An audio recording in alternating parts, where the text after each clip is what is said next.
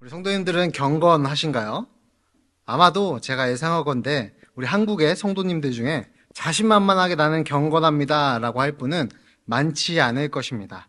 왜냐하면 대부분의 성도님들은 하나님의 은혜를 경험하고 은혜 안으로 들어오면 가장 크게 깨닫는 것이 내가 얼마나 약한 존재이고 괴수 중에 괴수인지를 깨달았기 때문입니다.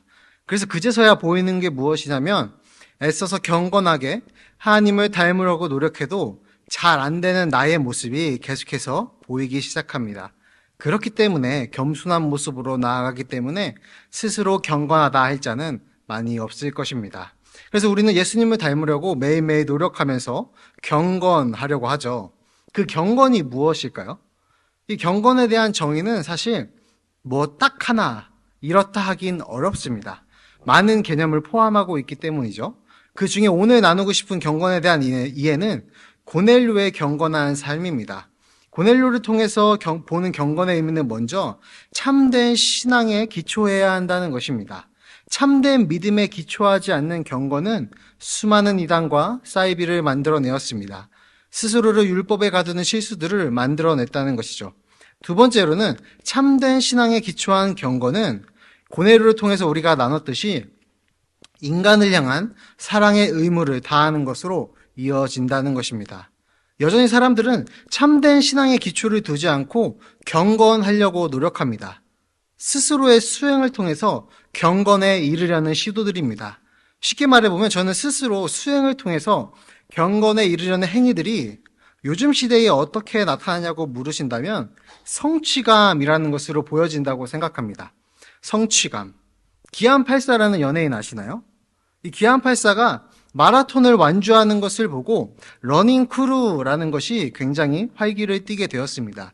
유행을 하게 된 거죠. 왜 러닝을 하나요? 라고 물으면 대부분의 사람들은 이렇게 말합니다. 일종의 성취감을 얻을 수 있기 때문입니다. 이렇게 말합니다. 스스로의 단련을 통해서 한계를 극복하고 그 위에서 성취감을 얻는다는 것이죠. 심지어 그리스도인들조차 요즘에 영화를 보면 자신의 삶을 개척하고 진정한 나의 자아를 찾고 어떤 정신적인 성취감을 얻는 것을 잘 살고 있다고 착각합니다.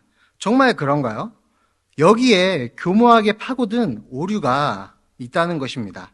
먼저 저는 오늘 룻기를 통해서 믿지 않는 사람들의 이야기야 일단 논외로 치고 우리가 흔히 말하는 성취감을 얻는 일과 진정한 자아를 찾는 일이 사실은 어긋났음을 진단하고 그리스도인들의 삶의 목적과 깊게 연관된 경건이라는 키워드를 같이 나눠보려 합니다.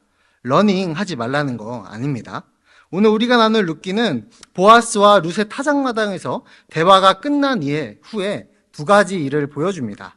첫 번째는 보아스가 룻에게 보인 말과 행동이고 두 번째는 룻이 돌아와서 시어머니에게 말하고 그에 대해서 나오미가 권면하는 장면으로 이루어져 있습니다. 룻이 새벽까지 그의 발치에 누워있다고 나옵니다. 발치가 강조되는 거죠. 이거는 뭐냐면 어떠한 성적인 접촉이 없었다를 보여주는 의도적인 장치입니다. 그리고 이 밤중에 룻이 여기 있었다는 게 알려지면 안 되기 때문에 서로 알아보기 어려울 때에 일어나게 됩니다. 그리고 이어서 보아스는 특이한 행동을 하나 하기 시작합니다. 바로 보리를 6번 룻에게 지어준 것입니다. 이 6번이라는 보리의 해석에 대해서 찾아보니까 여러 가지 해석이 있었습니다. 그 중에서 조금 가장 납득이 어려운 해석이 있었습니다. 한번 들어보세요. 이 보리에 대한 이 6번 보리를 준 것은 성적인 접촉에 대한 대가였다. 이렇게 해석하는 해석이 있습니다. 그러나 지금 성경은 일관되게 보아스를 뭐라고 서술하나요? 유력한 남자라고 서술합니다. 이것을 신앙적으로도 인품적으로도 그가 어긋나는 행동을 하지 않았다는 것을 전제하는 것입니다. 그리고 룻을 뭐라고 표현하나요? 현숙한 여인으로 표현합니다. 즉 이런 흐름에서 볼 때에 성적인 접촉에 대한 대가로 보리를 주었다는 것은 조금 지나친 감이 있다는 것이죠. 가장 설득력 있고 우리가 읽은 룻기와 어울리는 해석은 1장에서 그 힌트가 있습니다. 남편과 아들을 잃어버리고 아무것도 할 수 없고 가장 취약하게 된 나오미를 성경에서 표현하는 문구는 비어버린 나오미입니다. 텅 빈 나오미라는 것입니다. 즉 보아스의 행동에 대한 적절한 해석은 텅 빈 나오미에 대한 보답이라는 것입니다. 텅 빈 나오미를 채우는 보아스의 인애인 것이고 그 인애는 하나님을 향한 경건의 삶으로부터 흘러나왔다는 것을 나누고 싶은 것입니다. 이것에 대한 근거는 17절에서 룻이 보아스를 떠나 나오미에게 가서 그 모든 일이 어떻게 되는지 말하는 부분에서 더욱 분명히 나타납니다. 우리 함께 17절을 읽어보겠습니다. 시작. 이르되 그가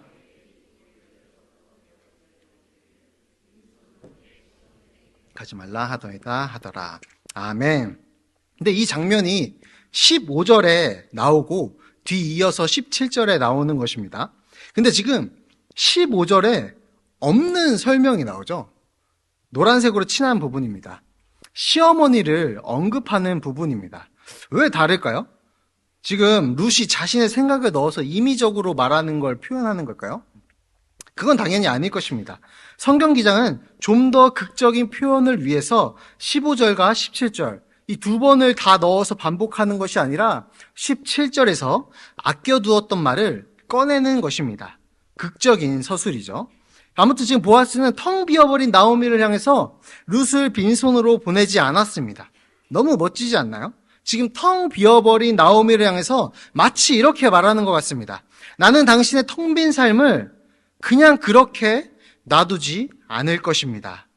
나오미는 정말로 옷에 가득하게 보리를 담아온 룻을 보고 채우시는 하나님을 경험했을 것입니다. 이 6번 보리를 담는다고 할 때 얼마나 담을 것 같나요? 이 당시에 쓰이던 이제 계량법으로 계산해 놓은 해석이 있더라고요. 이제 아마도 세아나 오멜이라는 단위가 적절할 것입니다. 오멜이라는 단위가 가장 낮은 단위인데요. 한 오멜이 약 3.6리터입니다. 즉 이걸로 따지면 보아스가 6번 줬을 때 약 13kg 정도가 됩니다. 그리고 6세아, 그보다 한 단계 높은 단위였다면 약 26kg의 보리입니다. 학자들은 세아를 가장 높은 가능성으로 보고 있는데요. 우리 권사님들 26kg를 양손에 들고 가실 수 있으신가요? 이제 제가 헬스를 할 때 20kg짜리 원판을 자주 드는데 사실 쉽지 않습니다. 무튼 이 13kg건 26kg건 핵심은 뭐냐면 지금 양손에 가득 찼다는 것입니다. 텅 빈 나오미가 채워지는 것이 핵심이라는 것이죠. 양손 가득 담아온 보리를 보고 나오미는 이렇게 말합니다. 이 사건이 어떻게 될지 알 때까지 룻에게 가만히 앉아있으라 라고 말합니다. 또 여기서 오해를 풀고 가자면 이 가만히 앉아있어라 라는 말이 그냥 손을 놓고 우연에 맡겨라 라는 말은 아닙니다. 텅 비었던 나오미는 룻을 통해서 하나님의 은혜를 경험하게 되었죠. 은혜를 경험하자 새로운 뜻과 의지를 얻게 되었고 삶을 살아갈 힘을 다시금 얻게 되었습니다. 그래서 나오미는 다시 한번 지혜를 내게 되고 위대한 중매 계획을 세운 거죠. 그리고 시어머니에 대한 헌신과 사랑의 선택으로 자신의 삶을 이끌어왔던 룻은 대담한 계획에 실행을 했습니다. 즉, 뭘 말하는 거냐면 100% 사람이 할 수 있는 모든 최선을 다했다는 것입니다. 그러면 이제 남은 것은 무엇일까요? 100% 하나님의 일하심입니다. 이 100% 사람의 노력, 그리고 100% 하나님의 일하심의 개념은 많은 개혁주의적 신학자들이 사용해온 개념입니다. 그러니까 마치 하나님이 도와주시지 않는 것처럼 최선을 다하라는 것입니다. 그리고 나의 노력은 아무런 가치가 없는 것처럼 하나님께 매달리라는 말입니다. 이게 우리가 가져야 하는 균형입니다. 이제 나오미와 룻의 노력으로 어떻게 해볼 수 없는 영역이 하나 남았습니다. 그것이 뭐냐면 보아스보다 귀한 모를 자에 가까운 사람의 결정입니다. 이 고엘이라는 인물은 저번에도 나눴지만 그들에게는 하기 싫은 어떤 것이 아니라 억지로 떠맡는 개념이 아니라 특권이었습니다. 그래서 그가 이 특권을 보아스에게 포기하고 넘겨줘야 가능한 영역이라는 것이죠. 이제 이 모든 것을 하나님의 섭리에 맡겨두고 룻과 나오미는 이를 지켜보기로 합니다. 오늘 우리가 나눈 본문은 여기까지의 이야기입니다. 오늘 본문에서 우리가 주목해서 같이 나누고 싶은 부분은 처음부터 나눴듯이 텅 빈 나오미를 채우는 보아스의 인애입니다. 저는 이 개념을 경건이라는 생각에 적용시키고 현대 그리스도인의 삶에 잘못 적용되고 있는 경건의 개념을 나누려고 합니다. 아까도 나눴지만 보아스의 인애는 경건의 결과입니다. 고넬료가 그랬듯이 성경의 수많은 경건하다고 칭송받는 인물들이 그랬듯이 사람을 향한 사랑의 의무는 경건의 결과입니다. 먼저 하나님에 대한 바른 이해가 참된 신앙을 가져옵니다. 이것이 기초임을 같이 나눴죠. 근데 이 시점에서 빠질 수 있는 오류는 내가 경건할 수 있다는 생각입니다. 하나님에 대한 바른 이해를 통해서 내가 경건할 수 있다면 마치 내가 경건의 상태를 만들어낼 수 있다고 오해하는 것입니다. 경건의 가장 기본적인 원리는 내가 만들어낼 수 없다는 것입니다. 여기서부터 경건이 시작됩니다. 나에게 경건이 없다고 인식하는 것이 경건한 삶을 향한 첫 시작이라는 것입니다. 경건은 내가 만드는 것이 아닙니다. 하나님께서 선택한 자녀에게 하나님께서 심어주시는 상태입니다. 그것이 경건입니다. 경건과 더불어 우리의 구원은 하나님의 초자연적이고 주권적으로 하나님만이 홀로 일하시는 영역입니다. 이 경건의 시작점에는 우리가 할 수 있는 것은 없습니다. 성령님의 조명하심에 따라 우리 안에 경건이 심어지게 된다는 것이죠. 사실 그래서 우리가 성경을 읽다 보면 내가 거룩하니 너희도 거룩하라 라는 성경을 읽게 되면 부담으로 다가오시죠. 근데 이것의 뜻은 물론 애써서 살라는 뜻도 맞습니다. 그러나 그 근본 의도가 무엇이냐면 사실 너희는 거룩할 수 없으니 거룩한 내가 너희를 거룩하게 만들어주겠다는 하나님의 의지의 선포입니다. 물론 그 다음에는 애쓰는 삶이 무조건 나와야 합니다. 무조건 거룩하게 되려고 나의 모든 것을 제한하는 삶이 나와야 합니다. 그렇지만 그 경건의 첫 시작은 우리 힘으로 만들 수 없기에 거룩할 수 없다는 것이죠. 그래서 하나님께서 우리를 거룩하게 만들겠다는 의지의 선포였습니다. 우리가 아무리 거룩과 경건을 추구하더라도 성령님이 우리 마음속에 일하시지 않는다면 경건하거나 결코 거룩할 수 없다는 이야기입니다. 이게 경건의 첫 시작입니다. 두 번째로 하나님의 바른 이해를 우리 안에 심겨진 경건은 그게 자라난다면 인간을 향한 사랑의 의무를 다하는 것으로 나타난다는 것입니다. 오늘 본문의 경건하며 동시에 유력한 삶을 살아온 보아스는 이 경건한 삶을 아주 잘 보여주고 있습니다. 그의 삶은 인간을 향한 사랑의 의무를 다하는 방향으로 향해져 있습니다. 이게 왜 중요할까요? 다른 사람을 향한 사랑. 이게 바로 요즘 현대인들이 추구하려고 하는 그 성취감, 혹은 정신적으로 가치가 있는 어떤 행동, 혹은 어떠한 숭고한 희생을 통해서, 혹은 자기 단련을 통해서 얻고자 하는 그들이 생각하는 한 차원 높은 단계의 만족감. 이 모든 것들의 원래 버전이 이 경건이라는 것이기 때문입니다. 즉 제가 말씀드리고자 하는 것은 우리가 자기 단련을 통해서 얻는 성취감이나 자아 실현을 통해 얻는 정신적인 가치들, 이것이 오리지널이 아니라는 말입니다. 진짜가 아니라는 것이죠. 인간의 진짜 성취감과 자아 실현은 하나님을 향한 경건의 삶과 그 경건한 삶으로부터 나오는 인간을 향한 사랑의 의무로부터 나옵니다. 이 세상적인 성취감과는 차원이 다른 성취감이죠.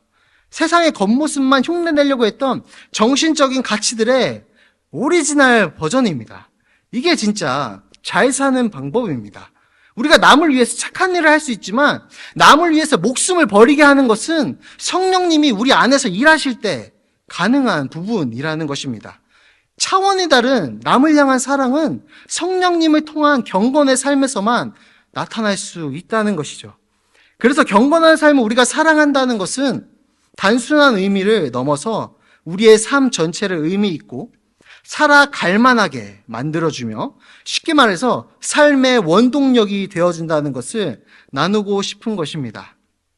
하나님을 향한 경건의 삶은 하나님을 바르게 이해하게 만들고 하나님에 대한 바른 이해는 결국 인간을 향한 사랑의 의무, 즉 고엘의 의무를 기꺼이, 기쁨으로 행하게 하는 행동으로 나타난다는 것이죠.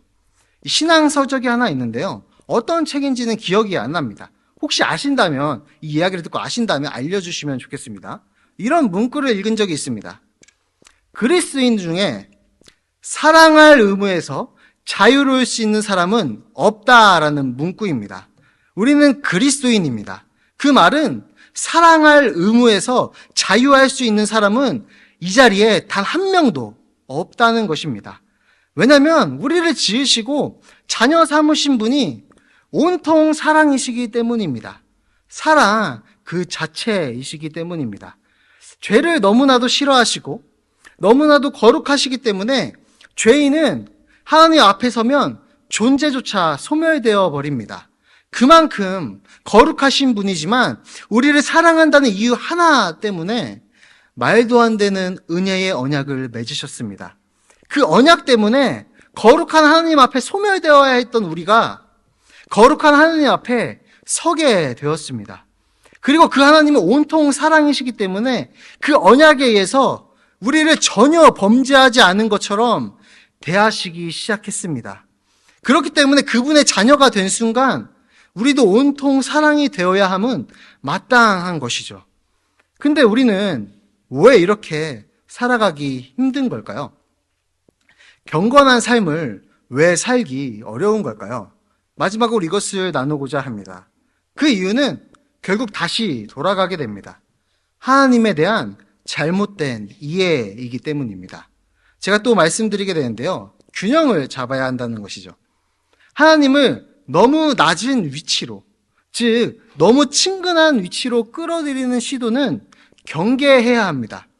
하나님을 너무 친구 정도로 생각하는 것이죠. 반대로 하나님을 너무나 비인격적이고 딱딱하며 우리와 상관이 없는 위치로 두려는 이러한 시도들도 바로 잡아야 합니다. 하나님을 엄격하고 준엄한 분으로 여겨서 외적으로 높은 수준의 도덕 수준을 추구한다면 그것이 바리새인이 된다는 것입니다. 우리 한국이 선교 아래 알게 된 하나님은 어떤 하나님이 컸나요? 엄격하시고 준엄하셨습니다. 칼같이 복과 저주를 주시는 분이고 핑계를 용서하지 않는 하나님에 대한 이해가 널리 퍼졌습니다. 그렇기에 그런 이해에서 나온 경건은 어떤 모습을 갖춰갔을까요? 물론 한국을 하나님에 대한 종교심을 끌어올리는 데는 정말 큰 역할을 했습니다. 그러나 그 잘못된 이해에서 나온 경건은 외적인 것의 높은 수준을 요구하기 시작했습니다. 목소리가 근엄해야 했습니다. 예배가 주는 기쁨은 사라지고 엄숙한 오르간 소리만이 남게 되었습니다. 실제 가정에서는 아내나 남편 혹은 자녀에게 따뜻한 한마디 못하는 사람이지만 교회에 와서는 너무나 밝은 미소로 사람을 대해야 합니다. 교회에서는 경건해야 하기 때문이죠. 이러한 잘못된 이해에서 나온 경건의 모습들이 점점 늘어날수록 우리는 진정한 그리스도의 삶을 잃어버리게 됩니다. 우리 부모님들의 신앙의 생활에 대한 이해는 저희 부모님도 그렇지만 대부분 고난과 순종입니다. 고난과 순종. 하나님을 믿으니 이런 고난이 따르고 그 고난에 순종하는 것이 경건이며 믿음이라는 것이죠. 틀리다, 맞다를 따지려는 게 아닙니다. 이러한 치우친 경건에 대한 이해는 뭘 잊게 만들었을까요? 하나님과 동행하는 삶이 얼마나 기쁜지 잊게 만들었습니다.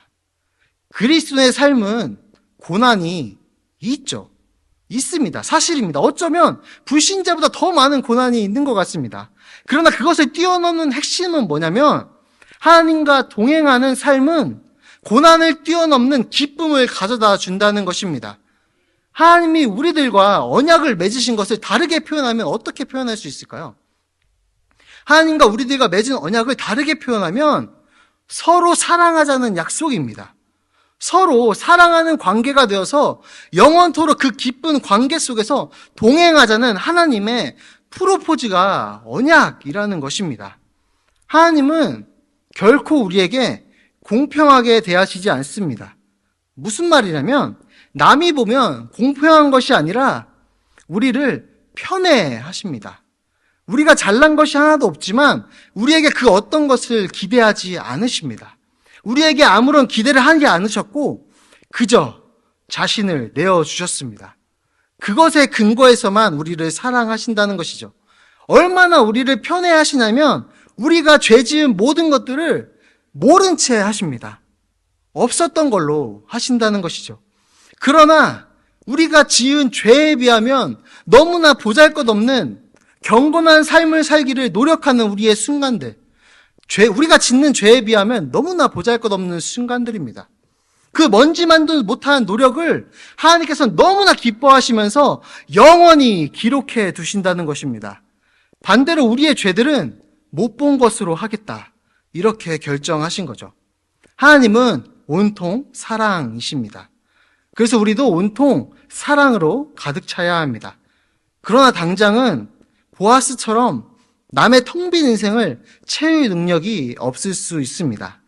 그리고 보아스처럼 기꺼이 고엘의 의무를 지을 그런 마음이 아직은 없을 수 있다는 거죠. 그러나 중요한 것은 조금씩 바뀌어 간다는 것입니다.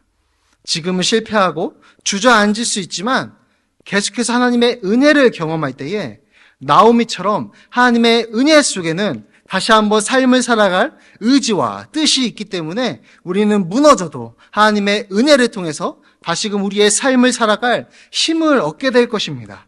그 힘으로 우리는 다시 시도하면 된다는 것이죠. 온통 사랑이신 하나님을 따라서 우리의 마음을 온통 사랑으로 채운다는 것입니다.